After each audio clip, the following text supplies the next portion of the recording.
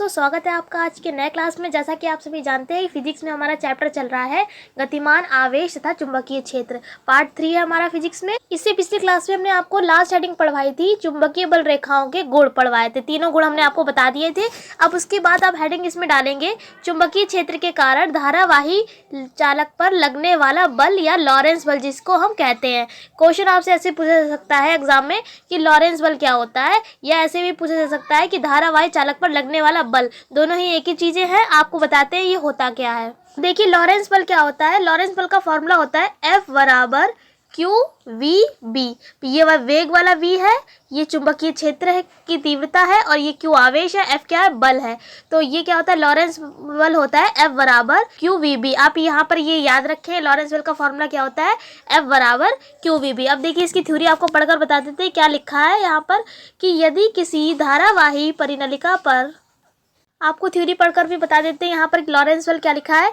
यदि किसी धारावाही परिनलिका को एक समान चुंबकीय क्षेत्र में रख दें, तब इस परिनलिका पर एक बल कार्य करता है, जिसे हम क्या कहते हैं, लॉरेंस बल कहते हैं। अब देखिए, हमने आपको धारावाही परिनलिका के बारे में भी बताया था कि ऐसी नलिका जब जैसे हम किसी चीज़ को इस टाइप से मोड़ते हैं, देखिए अगर हम किसी चीज़ को इस टाइप से मोड़ते हैं तो इसके ऊपर हम फिर क्या करते हैं, तांबे के तार लपेट लेते हैं, और इसका संबंध किससे कर देते हैं, एक बैटरी से कर देते हैं।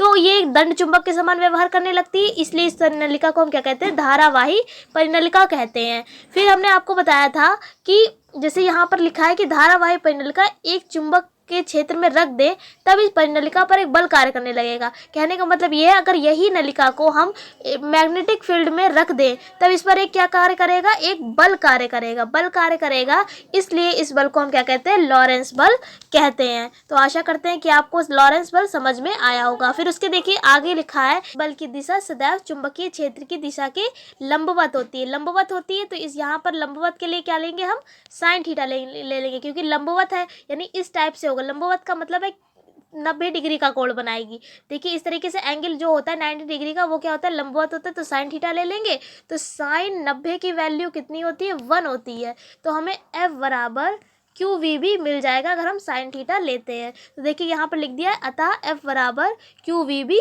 Sign theta. साइन थीटा क्यों लिया है, क्योंकि यहाँ पर इस बल की दिशा कैसी है, लंबवत होती है। क्योंकि लॉरेंस बल क्या होता है, F बराबर क्यू वी बी। तो यहाँ पर अगर हम साइन थीटा बराबर मतलब थीटा की जगह पर अगर 90 डिग्री रख देंगे, तो साइन 90 की वैल्यू कितनी होती है, 1 होती है। तो देखिए, हमने यहाँ पर थीटा की जगह पर 90 रख दिया है, तो साइन 90 की वैल्यू क्या हो जाएगी, 1। तो यहाँ पर कितना आ जाएगा, F क्यू बी इंटू में 1 आ जाएगा। तो जब 1 से इसकी गुणा होगी तो क्यू वी बी ही आ जाएगा। तो हमने लिख दिया है कि यदि थीटा बराबर 90 डिग्री है, तब F बराबर कितना हो जाएगा, क्यू वी बी हो जाएगा। यही हमारा क्या है, लॉरेंस बल है। क्या है, लॉरेंस बल। फिर उसके बाद देखिए क्या है, लिखा है कि इस बल की दिशा निम्न नियमों की सहायता से हम ज्ञात कर सकते हैं। यानी ये जो बल है बराबर क्यू वी बी, इसकी जो दिशा है वो हम निम्न नियमों की सहायता से ज्ञात कर सकते हैं। इसके कुछ नियम होते हैं। तो देखिए, पहला नियम है फ्लेमिंग के बाएं हाथ का नियम। ये आपने हाई स्कूल में भी पढ़ा होगा, फ्लेमिंग के बाएं हाथ का नियम। कि इस नियम के अनुसार यदि हम अपने बाएं हाथ के अंगूठे और उसके पास वाली दोनों उंगलियों को इस प्रकार फैलाएं कि तीनों एक दूसरे के लंबवत हो जाएं। लंबवत का मतलब होता है, अभी हमने आपको ऊपर बताया, इस तरीके से जब भी कोई एंगल बनाता है 90 डिग्री का, वहाँ पर हम कहते हैं कि लंबवत है। तो देखिए, अगर आपका जो उल्टा हाथ है उसको इस तरीके से फैलाएं, जैसे ये जो आपका अंगूठा है उसको सीधा रखें, उसके पास वाली उंगली ऐसे मतलब सीधी रखें, और जो उसके इस उंगली के पास वाली जो उंगली है यानी जो हाथ के बिल्कुल बीचों बीच में है, उसको नीचे की ओर कर दें। इस तरीके से अगर आप अपने हाथ की उंगलियों को दिखाएं कि एक दूसरे के लंबवत हो। अब देखिए, लंबवत का मतलब अभी हमने आपको बताया 90 डिग्री का एंगल बनाएंगी। देखिए, यहाँ पर भी 90 डिग्री का एंगल बनना है और यहाँ पर भी 90 डिग्री का एंगल बन रहा है। तो इसका मतलब क्या है, ये तीनों उंगलियाँ एक दूसरे के लंबवत है, यानी कि 90 डिग्री के एंगल पर हैं। तो देखिए, जो अंगूठा है हमारा, ये ऊपर वाली दिशा जो दिखा रही है, ये अंगूठा है। अंगूठे को अगर आप इस तरीके से करेंगे तो ये दिखाएगा हमें बल की दिशा को। किसकी दिशा दिखाएगा, बल की दिशा को दिखाएगा। और जो ये हमारी अंगूठे के पास वाली उंगली है, जो अंगूठे के पास वाली उंगली है, ये किसकी दिशा दिखाएगी? बी की दिशा। बी यहाँ पर क्या है? चुंबकीय क्षेत्र है। तो बीच वाली उंगली यानी जो अंगूठे के पास वाली उंगली किसकी दिशा दिखाएगी? चुंबकीय क्षेत्र की दिशा। ये वाली जो उंगली है जो आपने नीचे की ओर करी है, ये जो पूरे हाथ के बीच में उंगली होती है, जो आपने इस टाइम पे नीचे की ओर कर रखी है, ये दिखाएगी हमारी धारा की दिशा को, यानी कि धारा को लिखते हैं आई से। तो कहने का मतलब यही है, ये फ्लेमिंग के बाएं हाथ का नियम क्या है? जो अंगूठा है वो बल की दिशा को प्रदर्शित करेगा, और जो अंगूठे की पास वाली उंगली है वो चुंबकीय क्षेत्र की दिशा को प्रदर्शित करेगी, और जो ये नीचे वाली उंगली है, यानी कि जो हमारे पूरे हाथ के जो बीचों बीच वाली उंगली है, यानी कि जो आपने नीचे की ओर कर रखी है, ये धारा की दिशा को प्रदर्शित करती है। तो एक बार आपको फिर से फ्लेमिंग के बाएं हाथ का नियम पढ़ के सुना देते हैं कि क्या है। कि इस नियम के अनुसार यदि हम अपने बाएं हाथ के अंगूठे और उसके पास वाली दोनों उंगलियों को इस प्रकार फैलाएं कि ये तीनों एक दूसरे के लंबवत हो जाएं, तब अंगूठा चालक पर लगने वाले बल की दिशा, यानी कि एफ बल को लिखते हैं एफ से, एफ और होता है फोर्स। फिर आगे लिखा है पहली उंगली चुंबकीय क्षेत्र की दिशा, यानी कि बी, और बीच वाली उंगली धारा की दिशा को प्रदर्शित करेगी, यानी कि आई। देखिए हमने यहाँ पर चित्र भी बना रखा है, आप चाहें तो हाथ भी अपना बना सकते हैं, लेकिन अगर हाथ बनाएंगे तो थोड़ी सी आपको प्रॉब्लम हो सकती है, तो आप इस टाइप के चित्र भी बना सकते हैं। देखिए यहाँ पर जी जो ऊपर वाली है, ये हमारा क्या अंगूठा है। अंगूठे किसकी दिशा प्रदर्शित कर रहा है? एफ की, यानी कि बल की। अंगूठे की पास वाली जो उंगली है वो किसकी दिशा प्रदर्शित कर रही है? बी की, यानी कि चुंबकीय क्षेत्र की।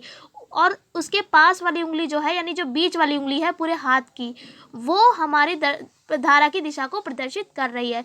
इस तरीके से देखिए आप चित्र बनाएंगे, और यहाँ पर देखिए 90 डिग्री के भी एंगल बनने हैं, यानी कि ये तीनों कैसे हैं? लंबवत हैं एक दूसरे के। किसके हैं? लंबवत है, यानी कि 90 डिग्री के एंगल पर है। इसका मतलब है ये तीनों ही रेखाएं एक दूसरे के लंबवत है। तो यही हमारे बाएं हाथ का नियम है फ्लेमिंग के। अब देखिए दूसरा नियम है हमारा दाएं हाथ की हथेली का नियम। दूसरा नियम क्या है? दाएं हाथ की हथेली का नियम। अब ये नियम क्या होता है? ये भी नियम बहुत आसान है। देखिए अगर आप अपने सीधे हाथ को, ये देखिए हमने सीधा हाथ बना रखा है, यहाँ पर आप हमारी ड्राइंग पर मत जाइए, केवल आप समझिए कि हम आपको बताना क्या चाह रहे हैं। आप इससे अच्छा चित्र बना सकते हैं। यहाँ पर सबसे पहले आपको एक हाथ बनाना है। ये जो आपकी बीच की हाथ की हथेली है, ये बल की दिशा को प्रदर्शित करेगी। ये जो उंगलियां हैं ये बी की दिशा को प्रदर्शित करेगा, यानी कि चुंबकीय क्षेत्र की दिशा बताएगा। और ये जो हमारा अंगूठा है वो आई, यानी कि धारा की दिशा को प्रदर्शित करेगा। यही हमारे दाएं हाथ की हथेली का नियम है। क्या है? ये जो हमारा सबसे पहले क्या कि ये जो हथेली है वो एफ की दिशा को प्रदर्शित करेगा, और उंगलियां बी की, और अंगूठा आई की दिशा को प्रदर्शित करेगा। लेकिन उससे पहले नियम में क्या था?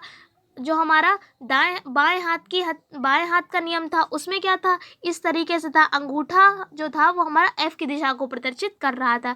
लेकिन यहाँ पर क्या? अंगूठा हमारा आई की दिशा को प्रदर्शित कर रहा है, और हथेली एफ की दिशा को प्रदर्शित कर रही है। लेकिन देखिए यहाँ पर भी जो अंगूठे की पास वाली उंगली है वो बी की दिशा को प्रदर्शित कर रही थी फ्लेमिंग के बाएं हाथ के नियम में। यहाँ पर भी वही है कि उंगलियां यहाँ पर भी बी की दिशा को ही प्रदर्शित कर रही हैं। तो यहाँ पर ये दोनों चीज़ें सेम है, कि चाहे दाएं हाथ की हथेली के नियम में और बाएं हाथ के फ्लेमिंग के नियम में भी, दोनों में ही उंगलियां जो है वो बी की दिशा को ही प्रदर्शित कर रही हैं। लेकिन यहाँ पर सारी उंगलियां बी की दिशा को प्रदर्शित कर रही हैं, लेकिन यहाँ पर क्या था? केवल अंगूठे की पास वाली उंगली जो है वो बी की दिशा को प्रदर्शित कर रही है। तो देखिए आपको हम एक बार थ्योरी पढ़कर बता देते हैं। इस नियम के अनुसार यदि हम अपने दाएं हाथ को इस प्रकार फैलाएं तो हथेली लगने वाले बल की दिशा, उंगलियां चुंबकीय क्षेत्र की दिशा। देखिए जो हथेली है वो किसकी दिशा प्रदर्शित करेंगे? बल की। और जो उंगलियां हैं वो किसकी दिशा प्रदर्शित करेंगे? बी की। प्रदर्शित करते हैं तब अंगूठा धारा की दिशा को प्रदर्शित करेगा, यानी अंगूठा जो है वो हमारी किसकी दिशा प्रदर्शित करेगा? धारा की दिशा को प्रदर्शित करेगा। तो आशा करते हैं कि आपको दाएं हाथ की हथेली का नियम भी समझ में आया होगा। तो देखिए शुरुआत से हमने आज आपको क्या पढ़ा है। सबसे पहले हमने पढ़ाया आपको लॉरेंस बल। क्या पढ़ा है? लॉरेंस बल क्या होता है? F बराबर QVB। और फिर हमने लंबवत था इसलिए साइन थीटा ले लिया था, थीटा की जगह पे 90 डिग्री लिख दिया था, और साइन 90 की वैल्यू हमारी होती है 1, तो हमारा क्या आ जाएगा? F बराबर QVB ही आ जाएगा। उसके बाद हमने आपको बताया इस बल की दिशा जो है वो निम्न नियमों की सहायता से हम प्रदर्शित कर सकते हैं। एक आपको बताया बाएं हाथ की हथेली का नियम, उसमें इस तरीके से डायग्राम बनाया था। फिर उसके बाद इसके बाद दूसरा नियम हमने आपको ये पढ़ाया, दाएं हाथ की हथेली का नियम, इस तरीके से आपको पढ़ाया। तो आशा करते हैं सारी चीज़ें आपको समझ में आई होंगी। फिर मिलते हैं एक अगले क्लास में, इस चैप्टर को आगे बढ़ाएंगे। तब तक के लिए जय हिंद, जय भारत, वंदे मातरम।